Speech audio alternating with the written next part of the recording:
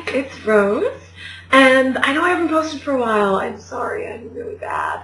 But I am picking it up again, hopefully starting with a wrap-up. No matter what, it seems that I can still manage to get those wrap-ups filled because they have deadlines to them, and apparently that helps me.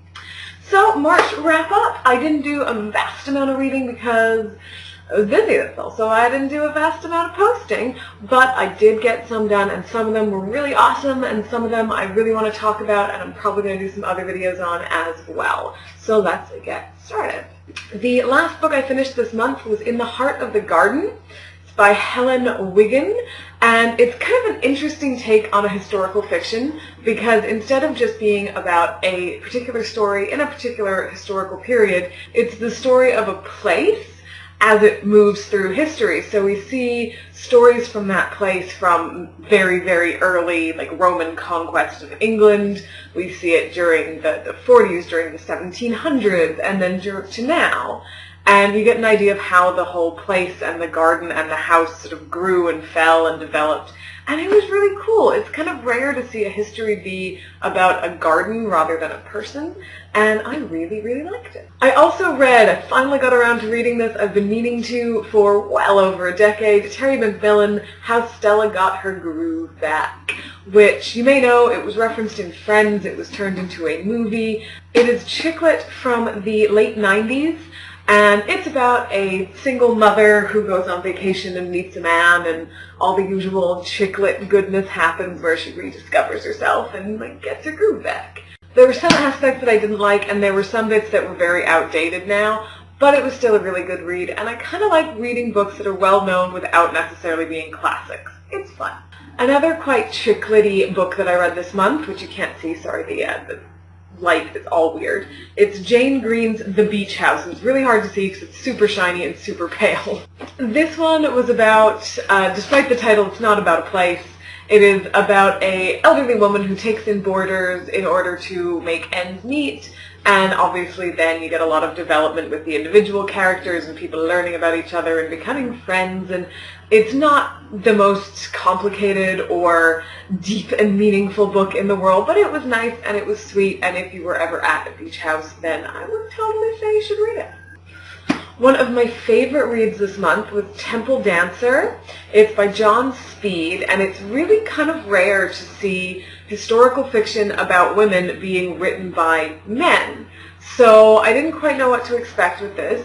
It is set in India in the mid-1600s, and it is sort of a story of intrigue. It's sort of a time period piece. It's sort of about the role that women had at the time, but there's some mystery and adventure going on, and there's definitely bandits and interesting stuff happening. I really, really love this period of Indian history. There's something about the color and the jewels and the spice and the food and the descriptions that I just absolutely adore. And if you're into that, I would really recommend it. I would also recommend Indu Sundaresan's Feast of Roses series. It's written in a very similar time period, and it's also absolutely beautiful. Another book that's really terrible to hold up and show you because it's missing its jacket was The Nanny Diaries by Emma McLaughlin and Nicola Krauss. Very well-known, relatively recent chick lit, turned into a movie starring Scarlett Johansson. It's exactly what you think it would be. It's fun, it's chick lit, whatever. I read it. Sticking with the chick lit because I find they balance out historical fiction kind of well, so I do read a lot of it, and they're fun and they're enjoyable and they don't take a lot of time or effort, and it's relaxing. Another one that I read on that line is Helen Fielding's Olivia Jewels and the Overactive Imagination. Helen Fielding, obviously best known for Bridget Jones' Diary series. This one is about a writer who goes to cover boring fluff pieces and ends up kind of embroiled in spying and fascinating stuff, and it's kind of fun. I wouldn't say that it's phenomenal. I wouldn't say that it's awful. It's kind of like good mid-range chick lit. Probably not going to remember it very well or recommend it, but, past an afternoon, and that's kind of what you want bubblegum books to do. I also picked up another Helen Fielding, and I'm going to be rereading Bridget Jones' Diary this month for an article that I'm researching about chick lit movie adaptations, because I haven't read it in years. I hadn't actually read this one before. It's Helen Fielding's Mad About the Boy, which is the third book in the Bridget Jones series, the other one being The Edge of Reason, and obviously the first and the most famous, Bridget Jones' Diary. And this one comes in with Bridget being 50 and still the same neurotic, kind of crazy, flailing, hot mess that is who the character is. While I found Bridget Jones itself kind of funny, and I have read Edge of Reason and don't remember it, but remember being like, I actually really wasn't impressed with this one. It's so, like, come on, she's 50. She's 50, she's a mother, she's got to get on with things, but, like, priorities and a lot of the ways that she talks and that same ditziness that she had 20 years ago just makes me kind of want to go, woman, I know you're a fictional character, but seriously, you've had 20 years. Get over some of this. Like, come on, learn and grow here. Don't, like, really. And it was kind of disappointing. I know she's still trying to keep it relatable. She's trying to make sure that she's the same person and doesn't change and doesn't suddenly become this perfect, incredible person who doesn't do anything wrong. But I just felt like, come on, woman, you haven't changed at all. 20 years? I'm 30 now. If in 20 years I have not improved upon myself at all, I will be really disappointed. So I feel like the character should have as well. Away from chick lit back to historical fiction, I picked up The Sweetheart. This is by Angelina Mirabella. I picked it up because it's set in the 50s, and it's a time period that I really enjoy. It's obviously very popular in pop culture now, and it has this great sort of pin-up on a car on the front, like, ah, that's a pretty cover right there. And I didn't totally read the back. Probably should do this with books sometimes, but if I had, probably wouldn't have read it, because it is actually about a female wrestler in the 50s, and it's so bizarre. It's a concept that I'd never even really thought of before. It's an area of life in that time period that I had no knowledge of, so it was really, really cool learning a little bit about it and getting into it and getting involved in it, and I thought it was really awesome. So I'd actually recommend it. It was one of the books that I'd started and just couldn't put down and read it in one go, and it's really, really amazing. Last in my fictional novels for the month was this one. It's called Life Saving for Beginners. It's by Ciara Garrity. It's an Irish name, and I'm not sure if I'm pronouncing it correctly. I am so sorry, Ms. Garrity, if I am doing it incorrectly.